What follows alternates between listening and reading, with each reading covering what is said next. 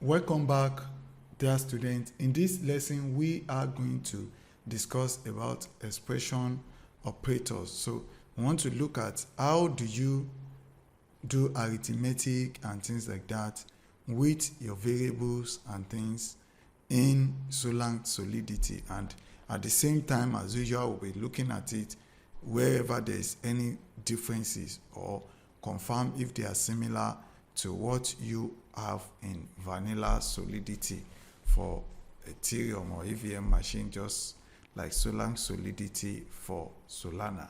Now, the arithmetic, they have the arithmetic operator like your subtraction, addition, multiplication, division, remainder or modulus, and things like that. So all these are supported in Solang, which means you can use it to do your calculation.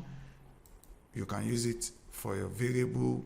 You can do a lot of things with it and it still works. So then the same if you look at like equals to, plus, and things like that. So most times you will see things like this as well. When you see this plus equals to, that means you add the number that is at the end for it. Now let's see an example of things like this arithmetic operator, what it means when you want to use them. For example, we have this function and this variable number.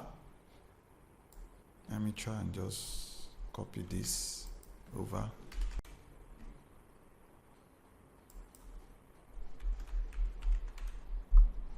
So we have get number over here now. Let's declare this. Let's put it up down here. So we have this number declared, and inside here we want to use this function to change it. So let's move this.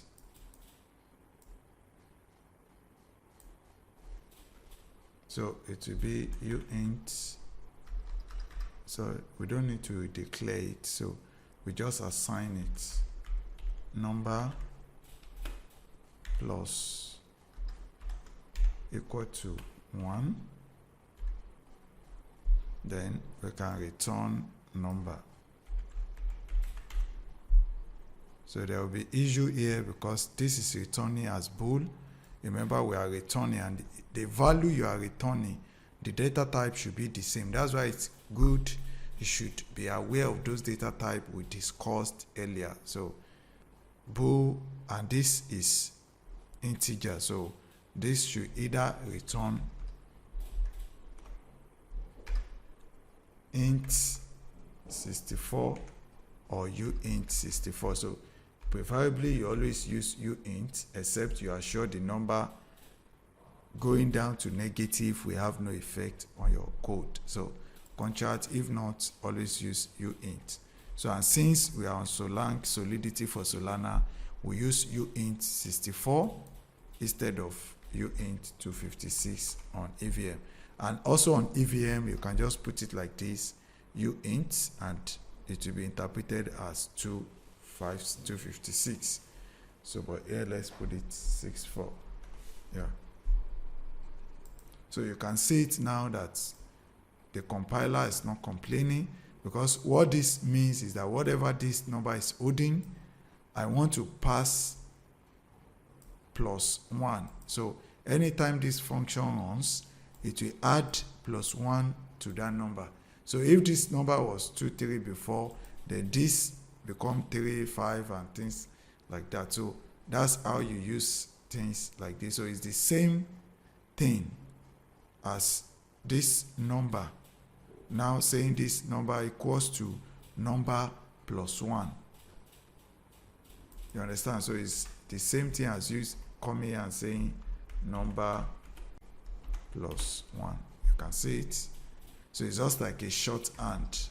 The same if you want to do multiplication for it, it can be ×2 or whatever the number you are using. You say multiply by 2. So instead of having it as number multiply by 2. So either way, it's just like a short, and I have the unary as well supported. So we have the bitwise operator, which can be like more of comparison. These are not actually doing arithmetic on it. It's not adding, subtracting, dividing, or nothing. No. So this is just trying to say, is this greater than this? Is 2 greater than 4? So you usually use it when you are using conditional statement like if, else, and things like that, which we still discuss in other section of the course. So the same, you have logical, which can be or, and things like that. Is both supported. You can see it on the platform. Then comparison table is equal to, greater than, or equal to, all supported on Solang Solidity, similar to EVM. Then increment and decrement, the same, just like you have this plus or this that I showed you. Then you can also use the I++ for increment and decrement. So special keyword, this, give account of contract data, evaluate to the current contract. So this, when you have something like this dot account, then when it is used in Solang Solidity, it gives account of the contract data, but this give evaluate to the current contract itself. So those are the basic difference between them. Then you have the type of operator, you can see supported on both. You have the unit denominations like seconds, minutes, so supported and include lamports. And so lamport is similar to when you have GUI on Ether. So it's just like when you have Bitcoin and then you break it down, or let's say when you have USD, you have cents, and then 99 cents, let's say 100 cents equals to 1 USD. So that's the same thing you have here. The smallest version of SO is Lamport, while those of Ether is GUI and things like that. So then we have casting, required for truncation or sign changes, required for truncation or sign changes. So casting, usually when you have idea of like JavaScript, is when you are trying to ensure a number is, for example, if you have a form and people want to put in number, for example, and you want to ensure that thing is handled when being processed as a number, not as a string, then you can indicate and cast it to number while setting it up. So a lot of things you can learn when you check also the resources and things like that. So that's it for this lesson. I will see you in the next one. Keep the programming spirit and alive. I remain Solomon Foske. Bye.